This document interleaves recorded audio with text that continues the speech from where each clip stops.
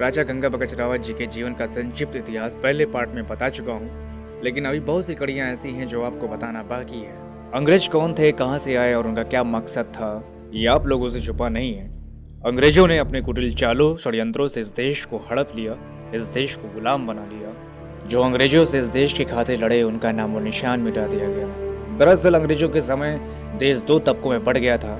एक वो जिन्होंने अपना जमीर बेचकर अंग्रेजों का साथ दिया, दूसरा वो जिन्होंने सब कुछ लुटाकर अंग्रेजों का विरोध किया और इस देश की सुरक्षा के लिए अपने प्राणों की आहुति दे दिया। शुरुआती क्रांति जहां से पैदा हुई वो पवित्र धरती थी अवध, जहां अनेकों ऐसे राजा सरदार योद्धा जन्मे जो अंग्रेजों के राह में रोड़ा बनकर उभरे।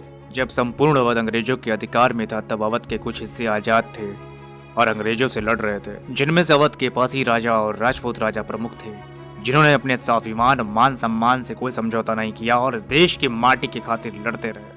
और अब बात करते हैं कटवाहार की लड़ाई के बारे में। कटवाहार की लड़ाई उन वीर निडर पासी सैनिकों के लिए याद किया जाता है जिन्होंने शुरुआती अवरोध उत्पन्न कर अंग्रेजों के दांत खट्टे कर दिए। 26 मार्च 1850 को रेजिडेंट स्लीमैन ने कैप्टन विल्सन, कैप्टन बार्लो और कैप्टन बियालू और कैप्टन एलर्टोन के नेतृत्व में एक बहुत बड़ी सेना लखनऊ से रवाना किया। जब अंग्रेजों ने एक बहुत बड़ी सेना लेकर कासिमगंज राजा गंगा बख्श के किले पर चढ़ाई किया तो उससे पहले हुए संघर्ष की कहानी है कटवाहार की।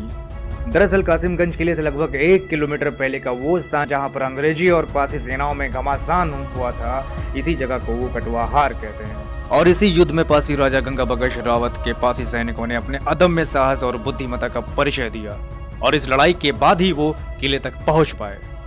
कर्नल स्लीमैन की योजना के तहत राजा गंगा बख्श और उसके सहयोगियों के ऊपर एक साथ हमला करना था ताकि वो एक दूसरे की मदद न कर सके, लेकिन शायद कर्नल स्लीमैन ये भूल गया था कि वो एक शेर के मुंह में हाथ डालने जा रहा है। और कासिमगंज के पास कटवाहार में पहले से ही मौजूद पासी धनुषधारी और तीर कमानों से लैस होकर अंग्रेजों को स्वागत करने के लिए पासी सेना तैयार खड़ी थी। कटवाहार कासिमगंज के किले के उत्तर पश्चिम की ओर स्थित था।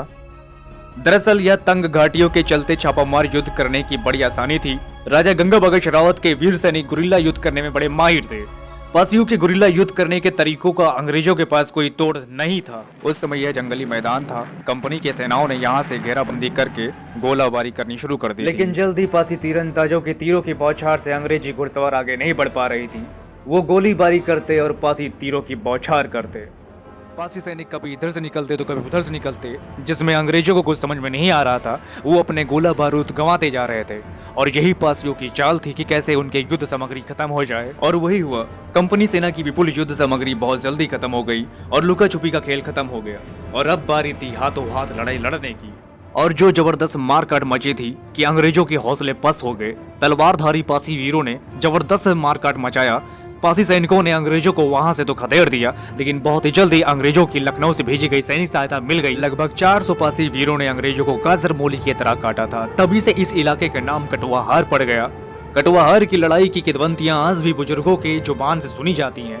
2 से 3 दिनों तक चले इस युद्ध में राजा गंगा बख्श रावत के वीर सैनिक एक एक कोने के लिए लड़ता रहा। रात होते ही पासी और खतरनाक हो जाते और अंग्रेजों की चीख पुकार को केवल सुनकर ही निशाना साधते थे। कटवाहार की लड़ाई बड़ी भयानक थी कि अंग्रेजों को 3 से 4 दिन लग गए और लखनऊ से दूसरी मदद भी बुलानी पड़ गई। 2 से ढाई दिनों तक चले इस युद्ध के बाद ही अंग्रेज किले तक पहुंच पाए, जहां पर राजा गंगा बख्श रावत ने अपनी बहादुरी का परचम लहराया और अंग्रेजों को बुरी तरह हराया। कटवाहार की लड़ाई अंग्रेजों के लिए एक बहुत बड़ी सबक थी। ये तो था कटवाहार की लड़ाई का वृतांत, जो अपने आप में एक भीषण युद्ध था जिसके जिक्र के बिना कासिमगंज की लड़ाई को नहीं समझा जा सकता है। अगली वीडियो कासिमगंज की लड़ाई के बारे में बताऊंगा कि राजा गंगा बख्श रावत ने कैसे विजय प्राप्त की थी। आज की वीडियो में बस इतना ही और इस वीडियो को लाइक करिए, शेयर करिए, सब्सक्राइब करिए इस चैनल को, ताकि आने वाली वीडियो आपको मिल सके।